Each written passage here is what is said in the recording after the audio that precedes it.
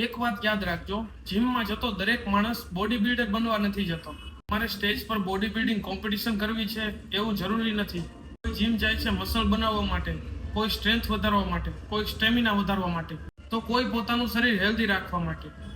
અને સૌથી ઇમ્પોર્ટન્ટ, કોઈ પોતાની આવતીકાલ આજથી વધારે બેટર બનાવવા માટે જીમ જાય છે. કારણ કે ફિટનેસનો અર્થ માત્ર મોટું શરીર નથી.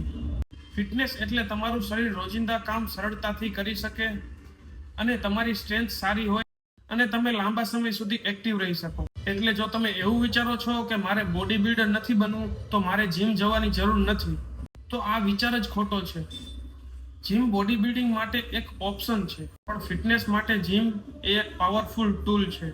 બોડી બનાવવી એ તમારી ચોઇસ છે, પણ શરીરને ફિટ અને સ્ટ્રોંગ રાખવું એ તમારી રિસ્પોન્સિબિલિટી છે. આ વાત દરેક યંગસ્ટર સુધી પહોંચવી જોઈએ.